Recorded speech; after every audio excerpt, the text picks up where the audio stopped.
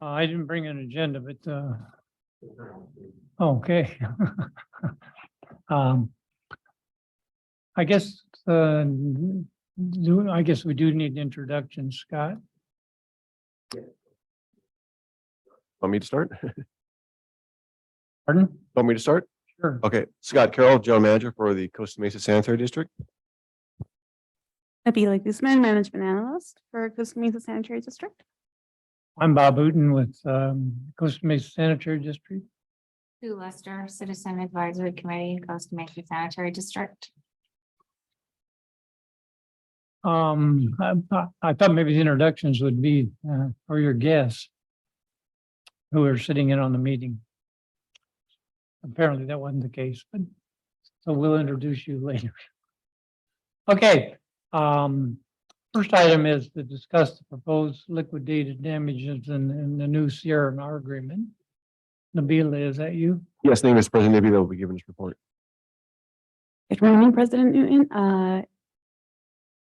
This year, district staff and Mike Valley Consulting has been in Speak into the speaker if you would, please. negotiations with CRNR for an SB 1383 compliant agreement. We started negotiations in March 2020, and before negotiations, we reviewed the City of Newport Beach's contract. They entered a new contract with CRNR in January 2022. So after reviewing the agreement, we noticed they had an exhibit for liquidated damages in 55 specific instances for contractor non-performance.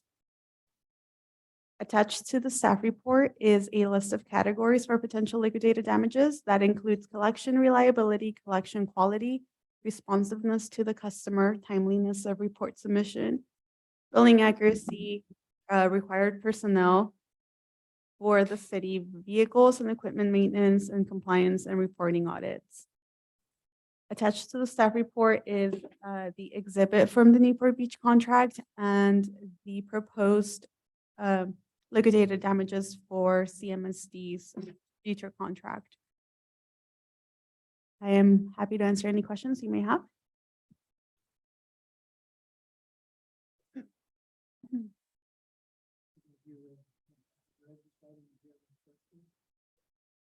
I didn't read it in depth. I perused through it, yeah. But I don't really have any questions. Could you explain in general what you're having the agenda report? Yeah, so liquidated damages were brought to the table by district staff because in our current contract and previous contracts with CRNR, there's really no way to hold CRNR accountable for damages. As we all know, there have been delays with route collections. Routes are incomplete at the end of the day, and that is due to staffing levels. Also, they don't have enough customer service agents it's been a few months that residents have been experiencing delays. Again, in our current contract, there's nothing the district can do to get money back, or district staff has been taking on the burden of resolving or assisting residents that can't get through to CRNR. So liquidated damages would provide staff and the district that opportunity to get money back and kind of make up time. I think my major question is, and maybe it was brought up in the board meeting last night, was I think it's appropriate to have a liquidated damage in for contractors failed to perform. I think though, I think it was Director Eccles had the question about whether this would be rebated to the particular complainer or complainant. But I think the way that it is construed now, the money would just come back to the district. Is that true? Yes, that's correct, Mr. President. So there will be no rebates to residents. It'll be a credit or money back to the district. So in theory, if there was a lot of liquidated damages charges, then maybe that could help keep the rate stabilized. But it would definitely come back to the district, not to the resident. Okay. So if that came back to the district, which we're the ones that suffer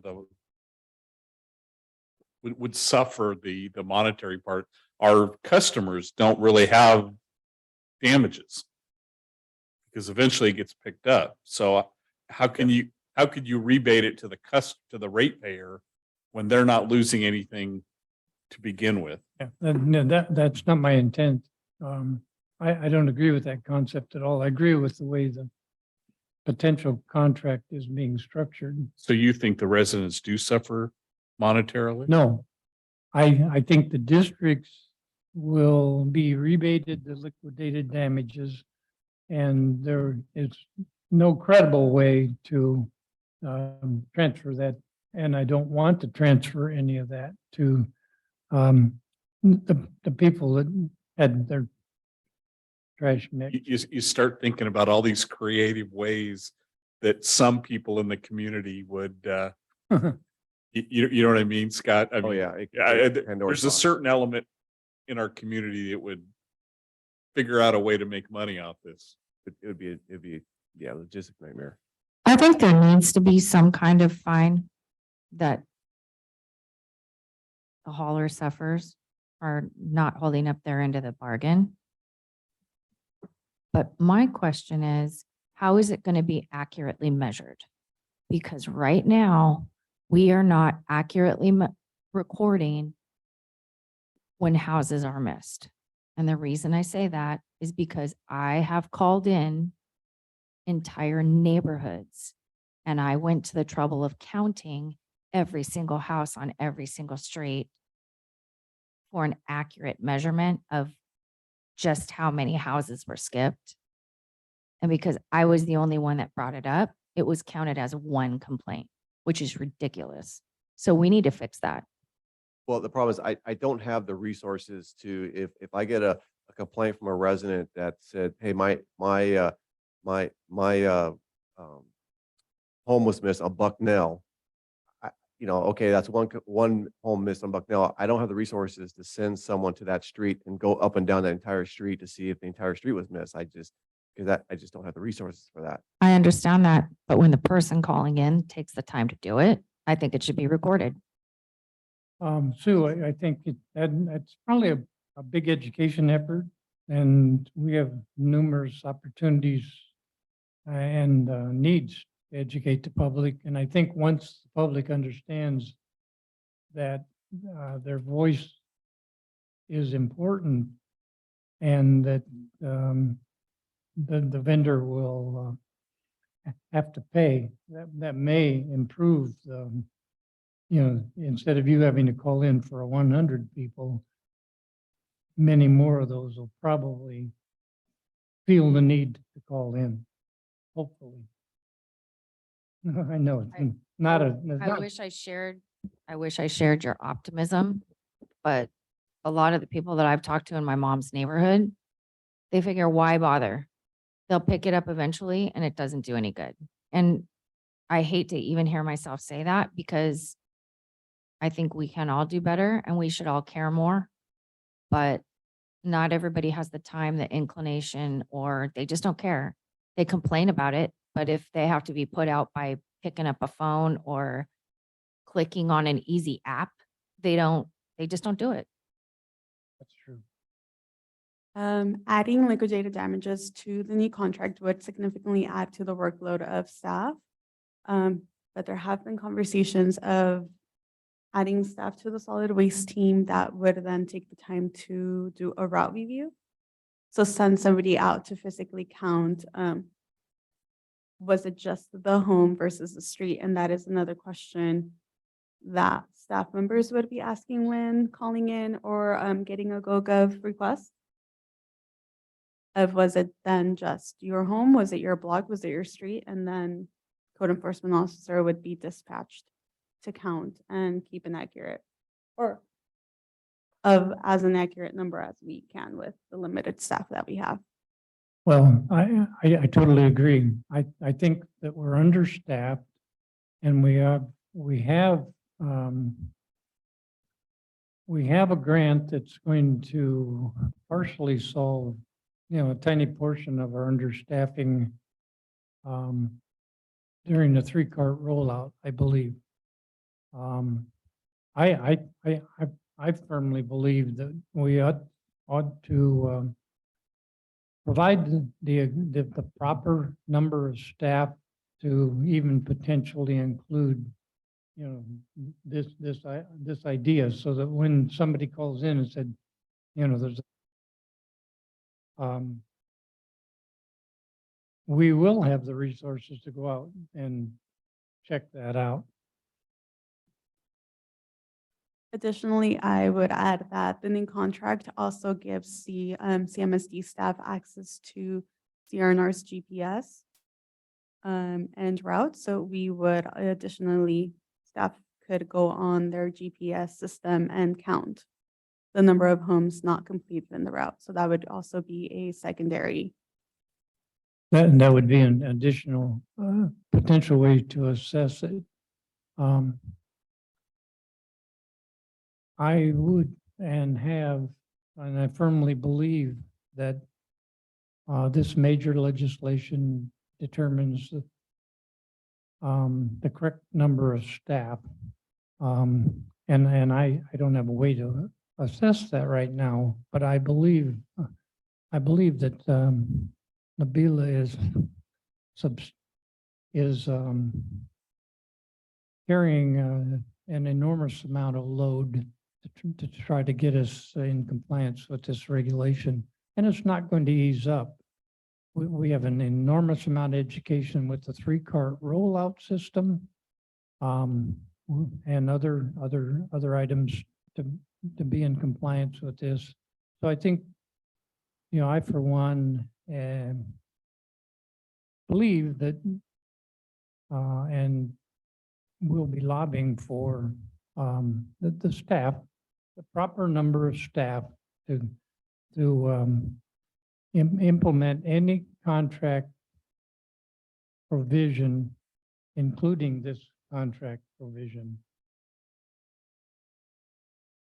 And yes, thank you, Mr. President. And we do plan on bringing it back to the Citizens Advisory Committee and to the board, a proposed, I guess you call it a reorg in the solid waste department, where we'll identify additional full-time and part-time staff that can assist Nabila on this endeavor.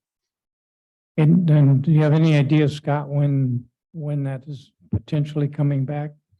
Hopefully, maybe I can, expecting to meet with our finance manager next week. Maybe by the October study session, I can at least have that first discussion with the board.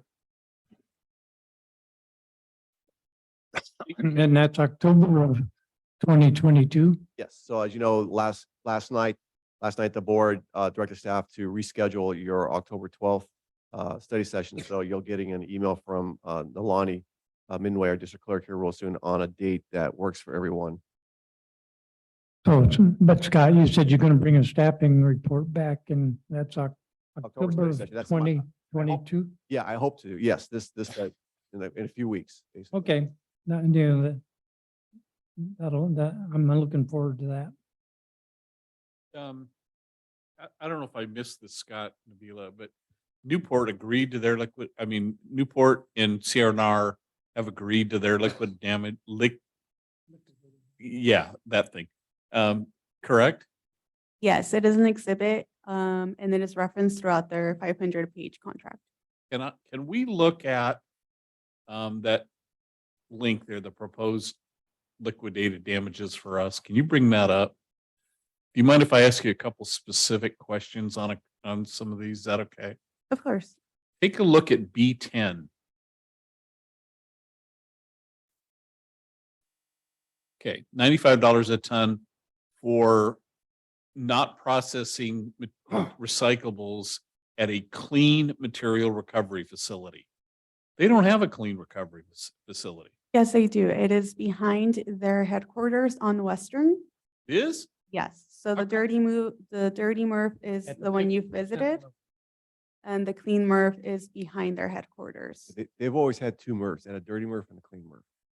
I apologize. We were told by Julie at the last session that they have a MRF like that, or the 50% level, and they will not have one for the 75% level. That is a dirty MRF. Dirty MRF, for the dirty MRF. They have a clean MRF though, so where they source separate all the materials. They have two different types of MRFs. The clean MRF, it's outdoors. It is not indoors like the dirty MRF. And it's all outdoors behind our headquarters, so the only sorting that gets done there is separating the plastic, the cardboard, and the paper. I apologize for my negligence if it is. I've always operated under the premise that they didn't have a clean. I mean, I seem to be, maybe that's all I'm listening to. I apologize for that, but I'm glad to hear that. And they think they can get to the 75% with their clean MRF. If we're under a 3-cart system, the 75% rule doesn't apply. It only applies Oh, if you yeah, keep a yeah, 2-cart that's system. right, okay. So if you look up one more to B9. How hard is that one going to be to monitor? They could tell us anything, right? That's essentially, they tell us, yep, we didn't use any ABC. We have to believe them. No, at the end of every fiscal year, CRNR provides an annual report of how much tonnage was collected during the year and then where our different types of waste was allocated. So it'll end the different companies, and we can also verify it with the county. The county has a report by hauler by city. Yeah, that, my next question to be to thank you was gonna be, so somebody monitors, some independent, and it would be OC Waste, I'd assume, would Yes, monitor. because they are the landfill operator. They do keep detailed records of Okay. what is tossed at their landfill. All right, thank you. That makes me feel better. I have a question. If you're done, Mike. One more. Okay. B4. Letter B, number 4. Not before anything else. Okay, reach occurrence of excessive noise is defined in the agreement. To me, when I read that one, I thought, I know what excessive noise is when it comes from the kids across the street. But maybe somebody else, that is to me, a very subjective requirement. And I think if we could get something a little closer to being objective on that, I don't expect someone to go measure decibels, but that one needs a little clarification to me. Excessive noise can be something, and kind of the same for B3. I mean, we're getting maybe a little nitpicky, and I don't mean that it was a criticism. It just, those two right there kind of said, whose standard are we using? Make sense? My question for B3 was, is it calls to CRNR? Because I think those calls are recorded. It says that those are recorded. So if somebody had an unpleasant interaction on the phone, I think you could prove that if they're recording it. But if you're talking about they somehow think the driver was rude to them, or it's kind of a he said, she said, it's who do you believe? And I got to be honest, the drivers are awesome. So Drivers, if it's really the only people that residents would interact with would be a customer service agent, and you're right, the calls are recorded. If it's the truck itself has over 10 cameras in the outside and inside. So Yeah. you can record anything that the driver, even from the sidewalk, oh, the good. cameras will catch the audio and the footage, so. The drivers are amazing, because the reason I'm bringing that up is because I saw somebody yell at a driver because the driver wouldn't take a mattress that wasn't scheduled to even be picked up. They would call that a complaint. I call that ridiculous. And I told them that too, because it wasn't the driver's job, but I just was looking, like Mike said, for a little clarification. That is that's how we would the backup we would need. Perfect. This is why this would add significant work to staff, because you would have to investigate every complaint and you would have to provide backup when requesting money back from CRNR. Scott, one guy that's probably going to come into that category. Isn't that the guy that told you to do something? Oh, does, physically you can't do. he doesn't live here anymore. He moved outside the city. Oh, really? That guy that was screaming it? Oh, okay. He moved to Pasadena, I believe. Beverly Hills. Beverly Hills. Did you say he'd moved out? Yes, he doesn't live in our community anymore. Oh, that's sad. Is he in Bob's division or mine? He lost a vote.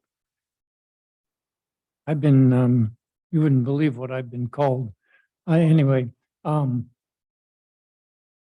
all because it's trash vendors miss trash pickups. Nabila, I want to ask the question. Julie at our last ad hoc meeting said they would not, CR&R would not be able to provide a clean MRF service to us at the 75% level. No, I believe she said it, they would not be able to provide a dirty MRF, so the current system that we have. CR&R can comply with the state's requirement of diverting 50% of organic waste through 2024, the end of 2024.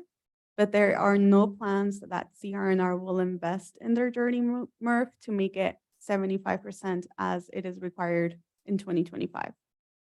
So that is why we can delay the rollout of the 3-cart system through 2024, because we will be in compliance, but starting anything collected January 1st, 2025 needs to either go to a clean MRF, meaning it's separated in 3 carts, or CR&R will have to have implemented significant changes, which is what CR&R does not plan on doing. I guess my last thought was for you guys, you're Nabila and Scott, you're much closer than we are to this.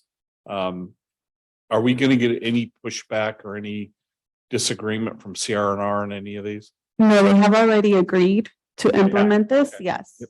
Because the community next door, Newport, has implemented and adopted this. They saw no problem. Okay.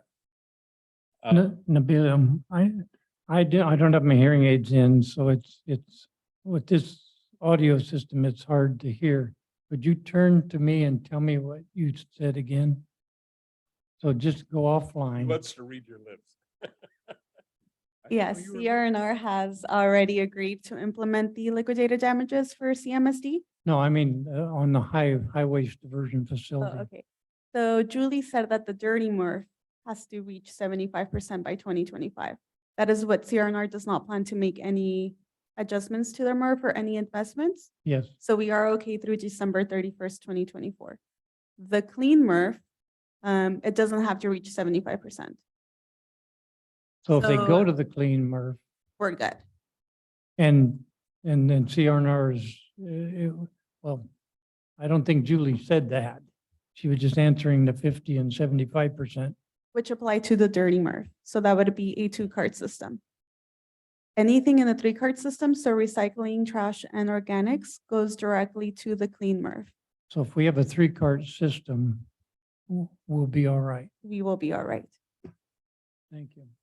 That's, it was interesting just kind of as a side to talking about the 2 different MRFs. Did you hear the board meeting last night? Were you in it at all? No, I have not watched the video. Okay. Scott, did you, when Mike was talking about Newport Beach, Mike Carey was talking about Newport Beach, he mentioned that they're using a dual truck. Did you guys know that?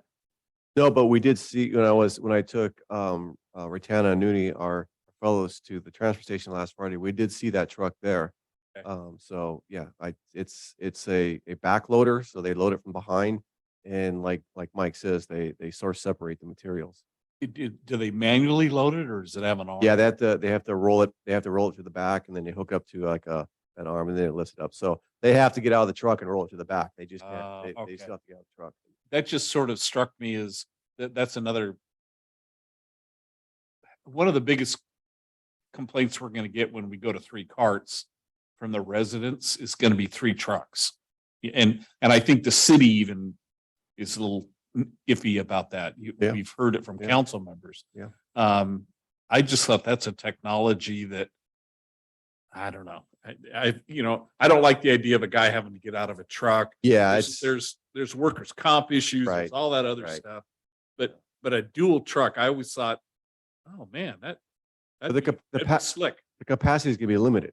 Yeah, so I that's was the other- gonna, That's the capacity limit. So you're gonna be taking more routes because the capacity is limited. they have So- to go and load a lot quicker and which then we create an opportunity for delays. It wouldn't work in our community. Yes, I was gonna say, those you're trucks are correct. good in like Bubble Island or Laguna Beach where they have really, really tight streets that they don't have that. And hills. hills. Or I can see it in Newport Beach where they have to get out and they go get a cart and it slips out of their hand. It's now down on Coast Highway. I used to live in Laguna Beach, so I know. So I thought about that. The guy getting out of the truck and it being wet or something, couldn't imagine. So. I find it kind of humorous that the city's worried about one more truck, considering how many trash haulers they allow from multifamily use. We have tons of trash trucks every single day. So if they're going to cry about that, I would be more than happy to take that discussion on with them in terms of multifamily use that they actually oversee. That's You just, mean the residents crying about it? We're gonna sick you on the residents crying about routes? I think that'd be great. I have no problem with that either, I know. because then maybe I can get them to call when they have a problem. Yeah, I agree with Sue's comment. There's probably 6 or 7 present vendors that pick up 83% of the tonnage that's generated in Costa Mesa. And they go all over. They pick up one in this region and then they drive to another region. It's wherever their customers are. Excuse me if I'm wrong, I'm but talking about I'm talking about the commercial haulers. I think right now they have 11 Yeah. approved vendors for multifamily. I have to check that to see if it changed. well, I but I'm think- Pretty sure it's 11. The approved number and the actual number is, it used to be the approved number was 15, 11 or 15. We can agree on that. But the actual number of vendors, I think that actually pickup trash is lower than that. I think it's 6 or 7. So, I mean, those are just details, but so the tonnage that's picked up and those vendors drive all over the city from one end to the other and back and forth and around. If the residents want decreased miles of trash trucks on the street, the city should divvy up the routes like by district. And then, it would so substantially decrease the trash truck driving all over the city anyway. Sorry for all. Okay.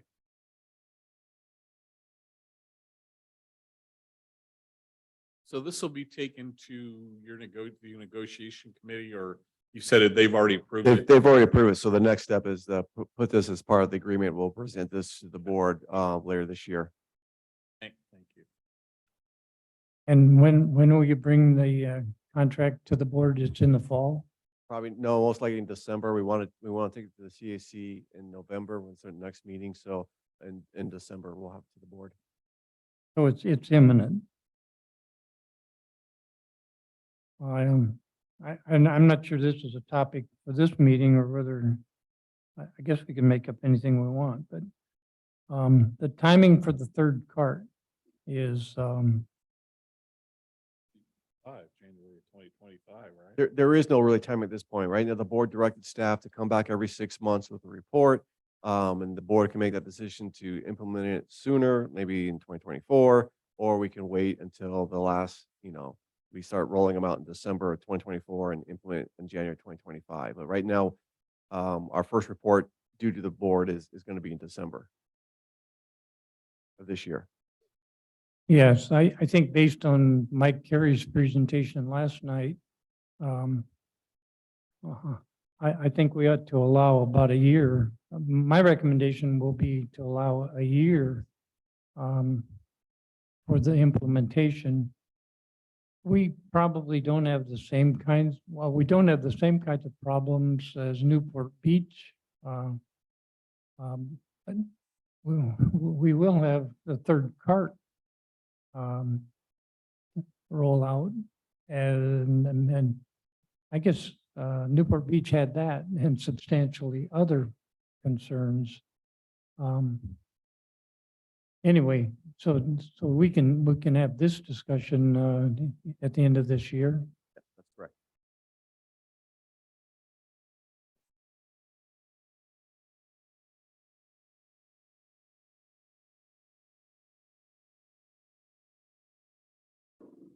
Report, kids.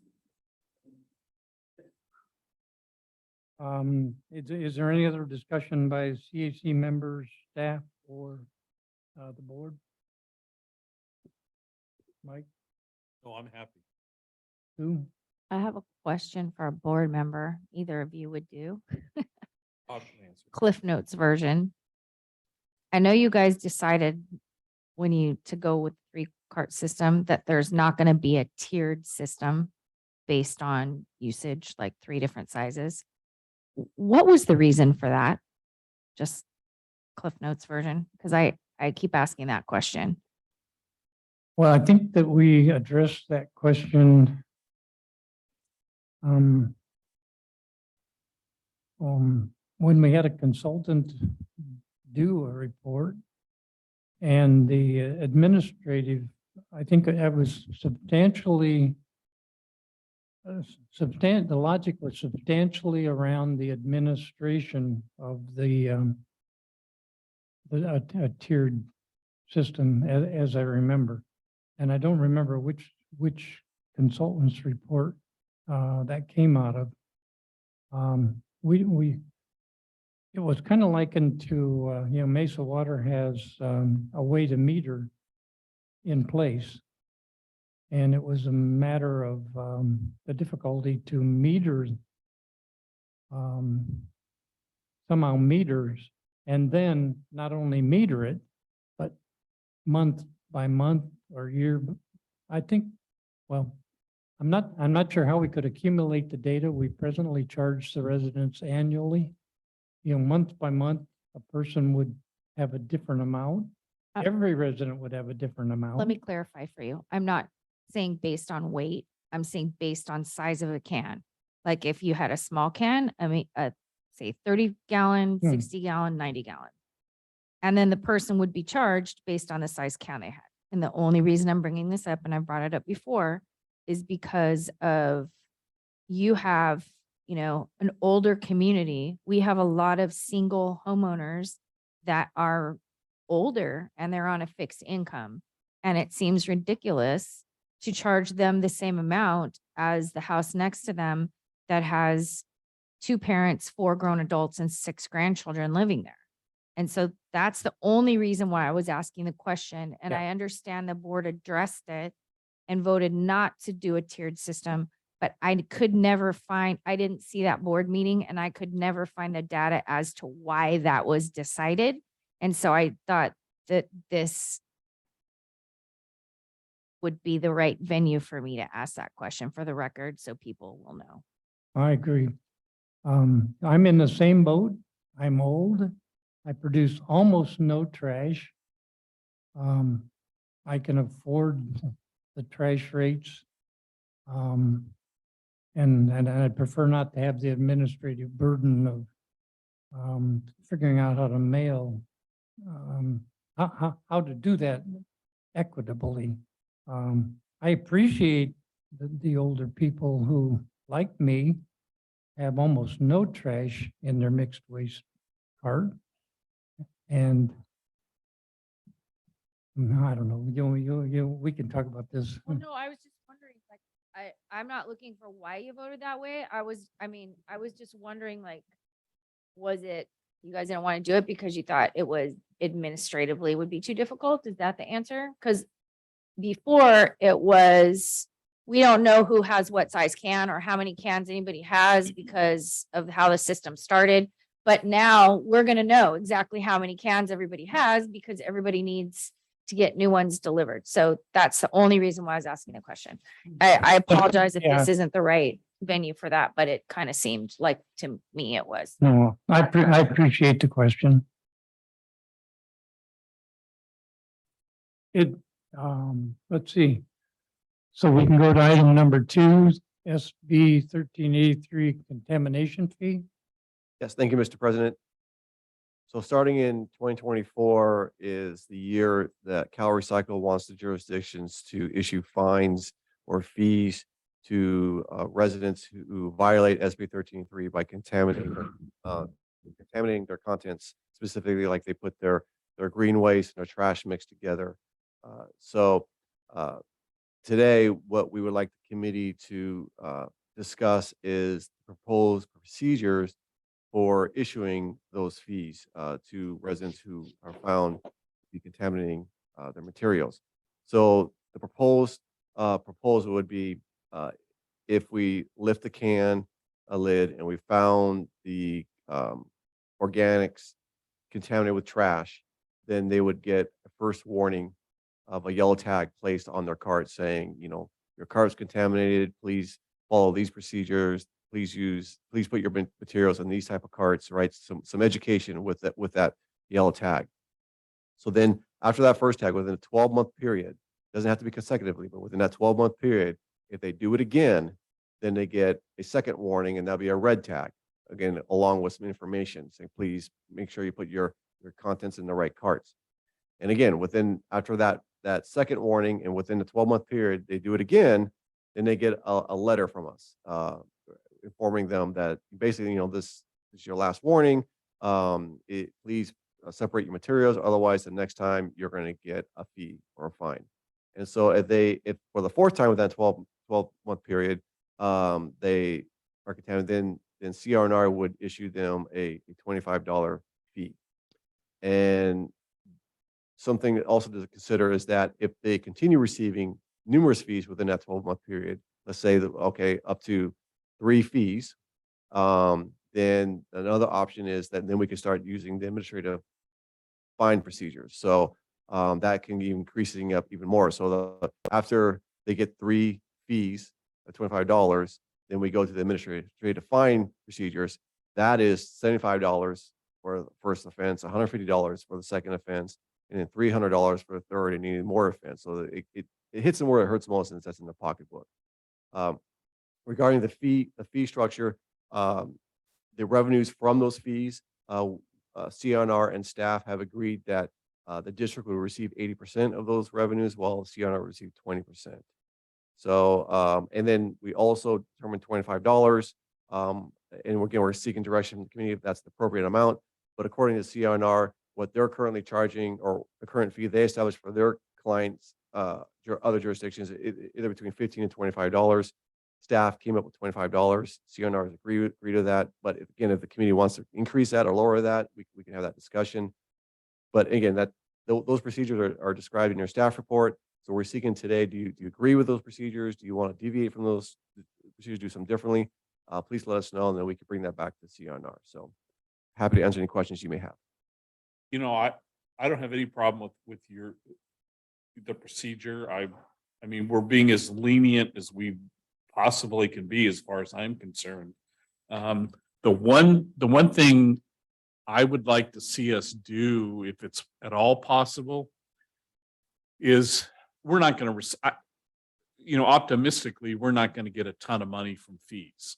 Okay. I would like to see us earmark the 80%, whatever we get, into some kind of special program. I'll give you an example. When I was on city council, we had fees for traffic signals, and all the fees that were collected from traffic signals were used for DUI education and checkpoints and things like that. I would like to see us take these funds when they come in and earmark them for some kind of education program, or some kind of, I don't know, maybe to help with enforcement. But rather than just put all the money in the general fund and let it, because it's not going to be a ton anyway. I'd like to see us earmark it for a special program.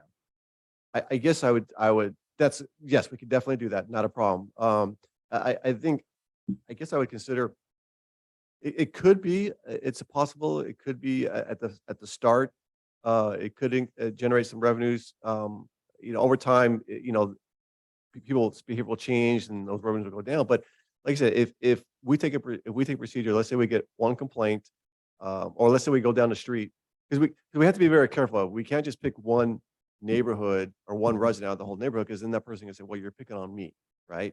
And so we've got to go down the entire neighborhood, and chances are, based on what we're seeing in our studies, our contamination waste studies, is that it's pretty much the whole neighborhood. So it's another possibility. We can just find the entire neighborhood. That way everyone's equal, and that's $25 a house. That adds up pretty quick. Couple questions. The contamination in all the neighborhoods has been with zero. Is it true that it's been with zero level education, except maybe what education have the residents received? And they're still not understanding that they're doing something that we would like them not to do. We've issued information in our quarterly newsletter. We have information when we go on city events like concerts in the park. We also post many messages on social media. Those are, I think, the three primary methods we've done to educate the public. Recently, I think we also did the cart to cart outreach with Nabila going out and tagging carts. Remember, we would tag a cart when someone did a good job or someone did a bad job. That seemed to be very effective as well. We've done. So those are some of the methods we've used in the past. And we still get a certain percentage of the residents that have no clue. And I think that's what, 15 to 25% of the parts that are visited, Nabila. No, it was 1%, 2% of our service area. It was just so much that I could do in 4 hours. I think the most I did was like 150 homes over 3 weeks, I believe.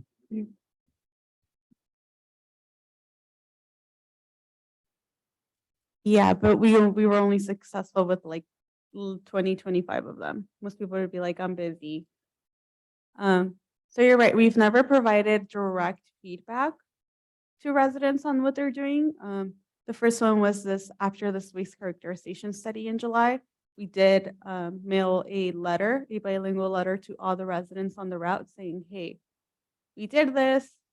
You had almost 20% contamination, do better. This is a reminder of what goes in the organics cart. But I believe that the amount of warnings we are giving out with this contamination fee will address the fact that we haven't given feedback before.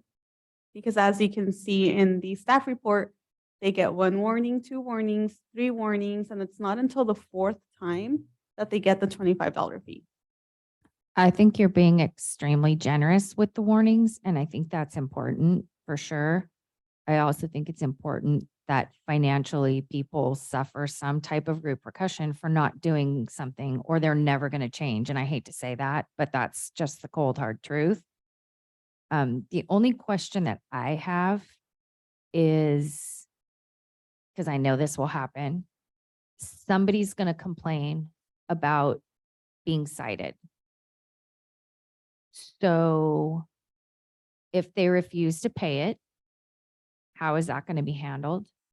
And number 2, is there going to be some type of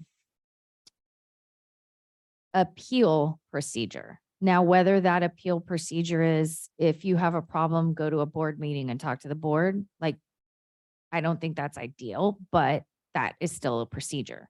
And the reason I'm bringing it up is because it's going to happen. And I think it's important that the district handles the cases objectively and the same way each time, as opposed to the guy that throws a fit and gets his way just because everybody wants him to leave. I, has that been part of the conversation at all? Yes, and before I answer that question, President Rosemary has a question, her hand raised. She's right, Rosemary Corrin. So, yes, so the fees will be issued by CRNR, and so if there's any protests or complaints against that fee, they would go through CRNR. Now, the administrative fine procedures, we do have on the books a due process right. So basically, they would go to a hearing officers and plead their case. That's on our administrative fine procedures. But as far as a fee goes, $25, I believe I need to still confirm that with our attorney, but they would go through CRNR on that process.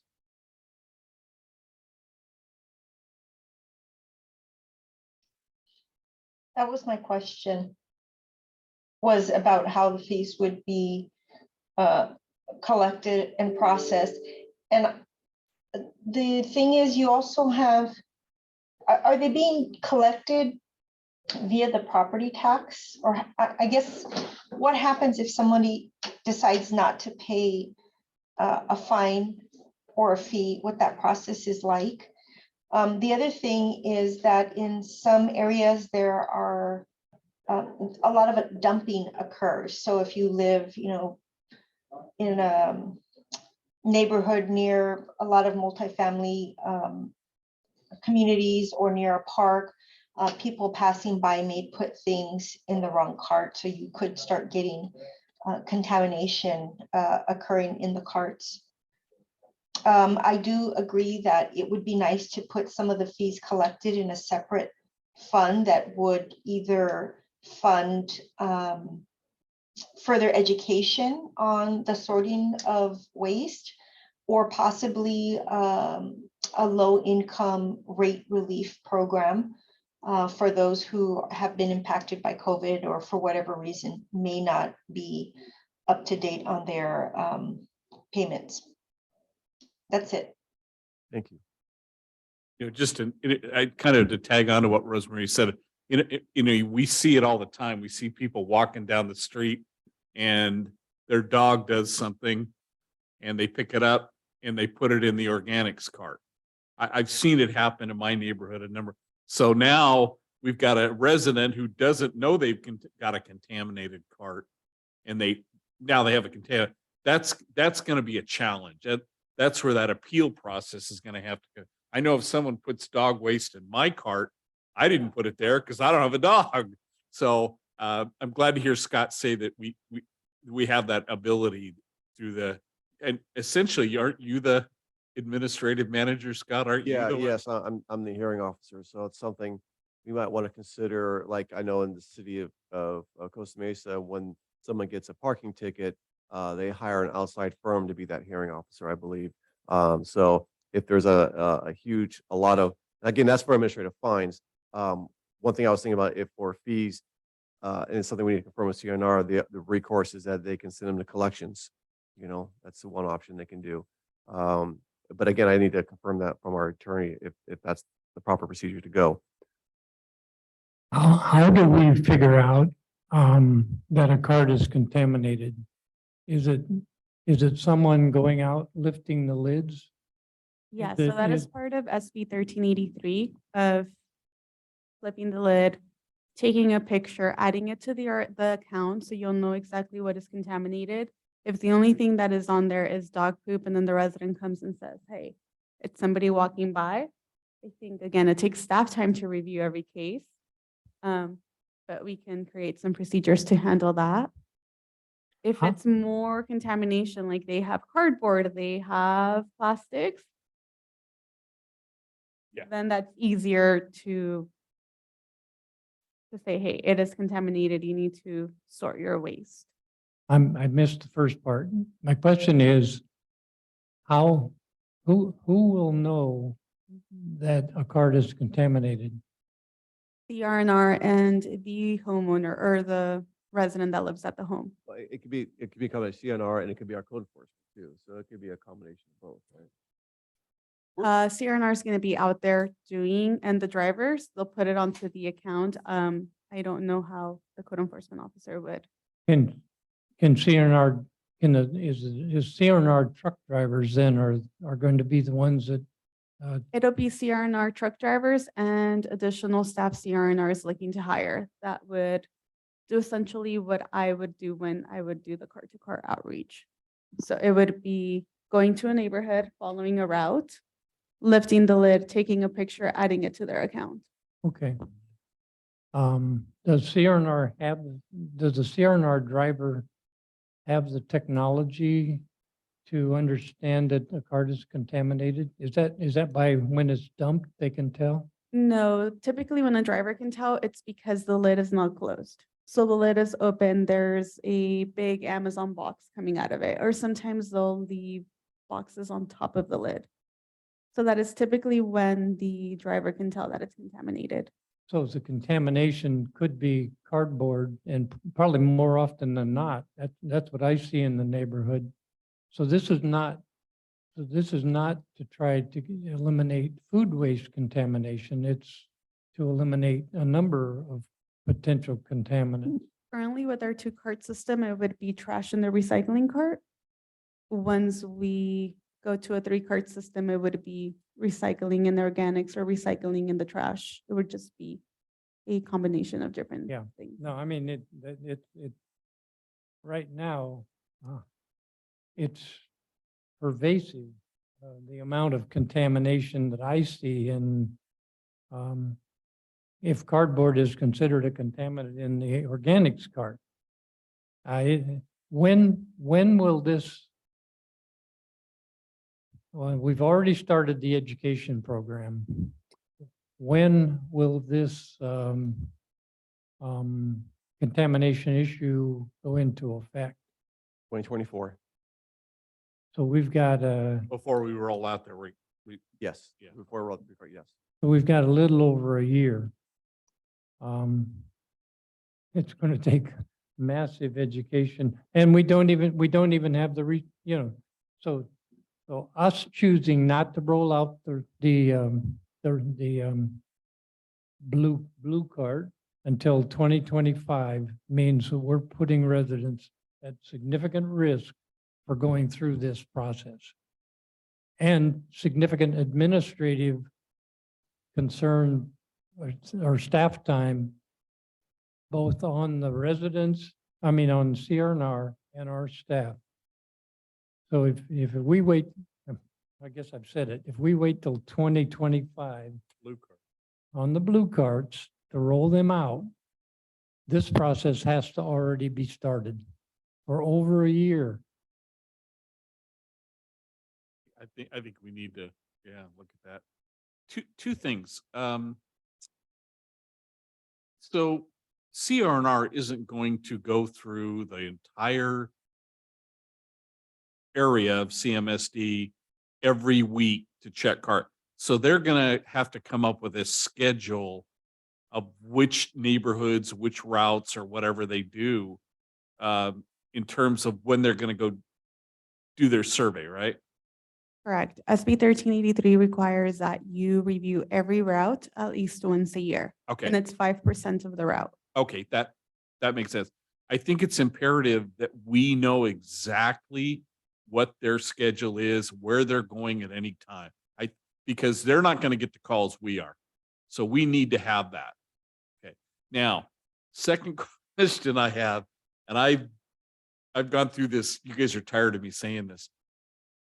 In the organics cart, if a resident puts palm tree residue, is that a contaminate? No one has answered me on that yet. But Mike Carey sort of indicated that if you put palm tree stuff in the organics cart, you're contaminating the organics cart.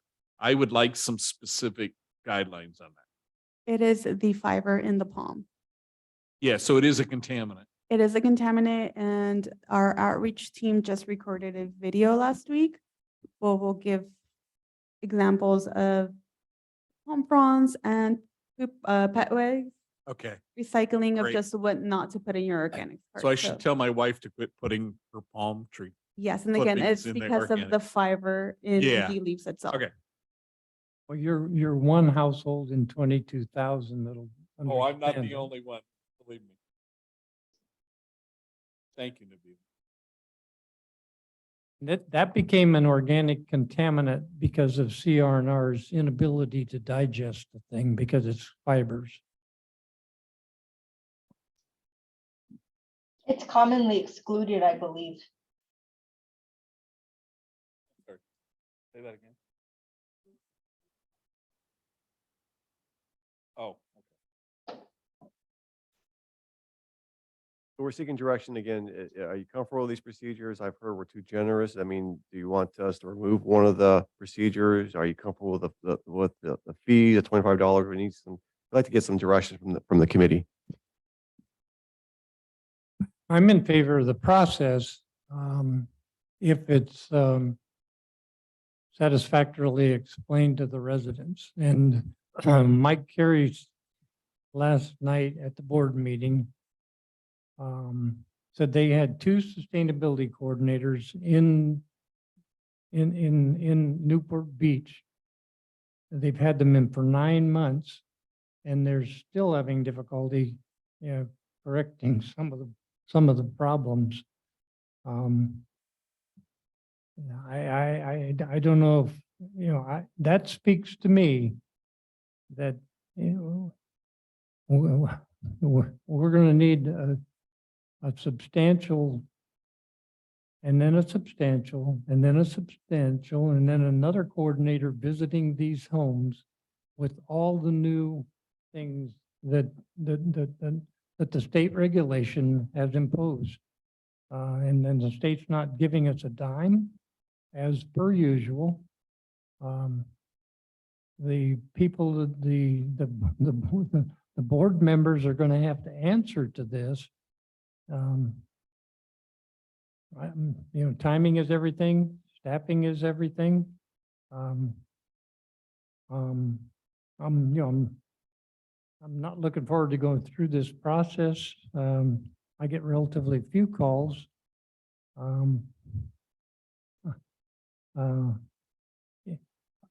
I really appreciate staff's trying to work out these problems and giving the solid waste ad hoc committee and then eventually the public the need to weigh in on this. I kind of echo what you said about, I really appreciate the work that staff has to do on this because we're handcuffed. I mean, there isn't a lot we can do otherwise. I mean, the enforcement part of it, Nabila, I'm sure you totally understand this. The enforcement part of this is going to be overbearing. I mean, it's going to be tough, and we don't have a choice. We have to do it. So. I think you guys did a great job giving people the benefit of the doubt and giving them extra warnings. I think that's necessary. I really do. I think your fees are fair. And by the time they get to a fee, there's been a lot of information and opportunity for things to improve. But again, the two sticking points when this is implemented and you start talking to people about it, they need to know that there is a procedure if they're going to have a problem with it and what that procedure is. And if they fail to pay, what the repercussions of that are. So they can't say, well, it didn't say anything about me getting sent to collections on the notice I got. You know what I mean? We just need to be very forthcoming with people, and prepare for battle in certain situations because it'll happen. But I think you guys did a great job. I like it. I agree. I think the fees are very fair. Maybe from an optimistic standpoint, I think we're going to see relatively few fine. I really think it'll be minimized. And I think the rest of the board was too, when we went to the organics cart, I was really pleasantly surprised on how our residents embraced it.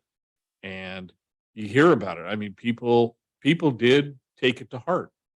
And I think our success with that will help us with as we move into these other things as well. Not our success, our residents' success, I guess. Yeah, I echo both Sue and Mike's comments. I think it's even more imperative that we get the blue carts into the community. And I think that'll take a substantial burden off of the administration of these processes. Because I can't, well, because I see, I see the contaminants, cardboard and whatnot, presently don't have a place to go, and they go in either car. Thank you. Thank you for your comments.